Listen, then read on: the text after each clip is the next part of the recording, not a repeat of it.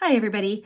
I thought I would do a video on what is possible, because I make art journals. And if you're following me, I would hope you know that. I make art journals. And if you've seen any one of my video flip throughs of one of my art journals, or you've purchased one of my art journals, you know that I put a variety of different pages of different textures and mediums and all that sort of thing in it. But if you've ever looked at one of the videos of the inside of one of my handmade journals and wondered, like, what the heck can you do with that? I just wanted to show you what the heck you can do with it. This is a journal, a handmade journal, one of mine that I made for myself a few years ago. I'd say it was about, I don't know, 4 years. Maybe it's about 4 or 5 years now.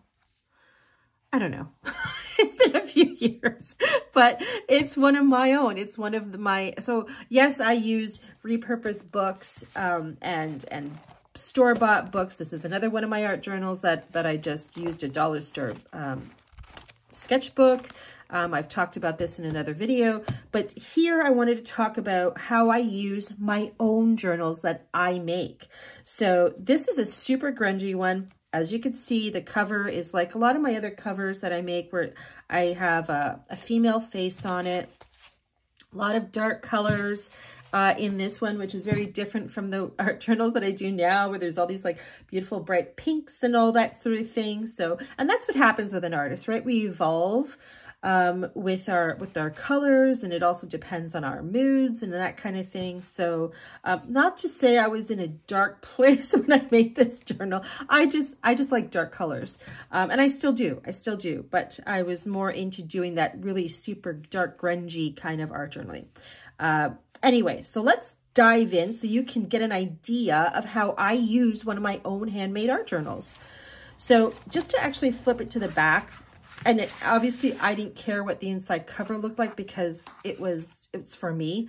But as you can see here, there's like some old ugly pages in here. This is a map pages and sort of thing from an old map. This is just lined paper, some little note paper, craft paper, some other kind of sketch paper that I just threw paint on. I don't even know what I was thinking there. These are not even done pages. This is stained music sheets. So I just wanted to show you the unfinished pages of what it started off with. So I obviously put more care into my art journals when I'm making them for listing out and for people to buy. But when it was my own, I was grabbing all the uglies. So this was an ugly. Just, it's for me anyway. It doesn't matter what's on it. It's going to get covered up anyway. So I threw it in there. All right. So I just wanted to kind of give you an idea of the foundation of which I was working from before I flip to the front. So in my journals, I do a combination of journal writing and, in this one anyway, there's journal writing and some acrylic painting. So this, I don't know what kind of page this was from, but it was obviously from like a spiral book of some kind. So it could be another one of those map pages that I showed in the back, or a sketch book kind of thing that I just ripped it out of. So this is all done in acrylic.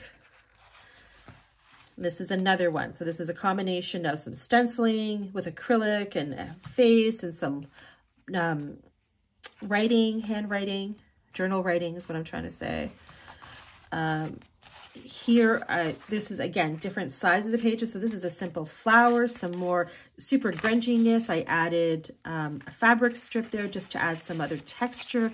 And the page has a lot of texture too because of all the grunginess. I also collaged on the papers, and that's another thing I will do too to help reinforce, because I use a lot of heavy body acrylics. And to help reinforce the pages, if I don't think it can handle the weight of acrylic that I use, I will collage papers on it. So in here, I collage some, what looks like, just paper bag or craft brown paper, that kind of thing, to help add more bulk and thickness to the existing pages in my journal. And I did that here as well, because you could see it right here. And there's the back side of that. Some more journal writing, simple things here. This is, okay, what do you do with torn papers? Well, here's an idea. This is just an example of what I did with a torn page. I mean, again, I'm not saying, you know, do this kind of art. I'm just saying, here's the possibilities. I mean, even I use my own handmade art journals, and this is what I do with it. I added a tag here after the fact. Did this simple figure.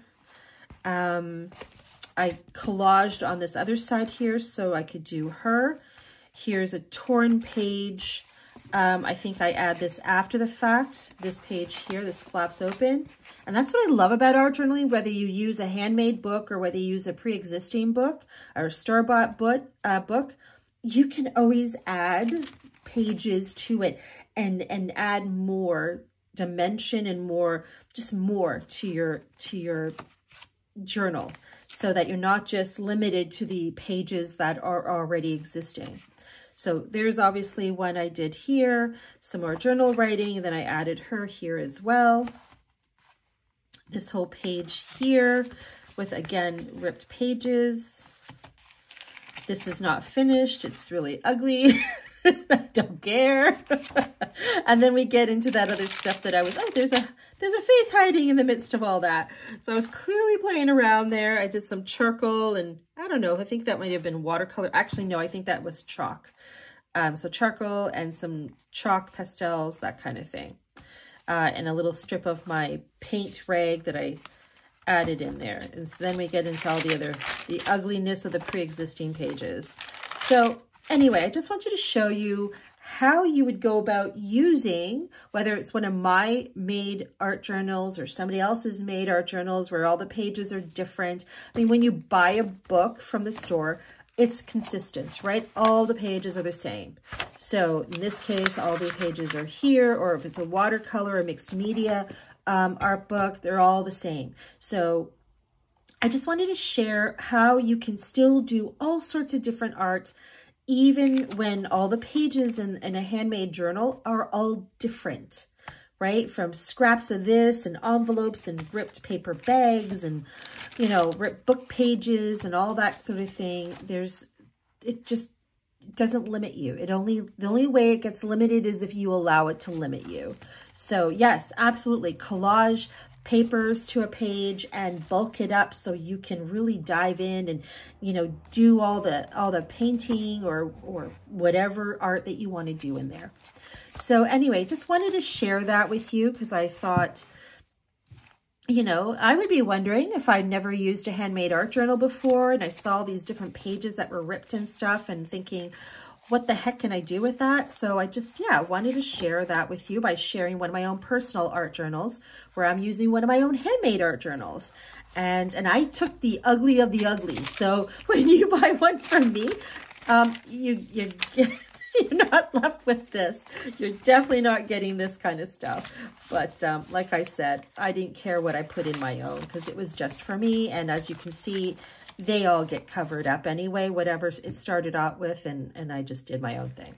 But anyway, thank you so much for watching. I hope you found that helpful or insightful or something, and I hope you have a fantastic day. Take care.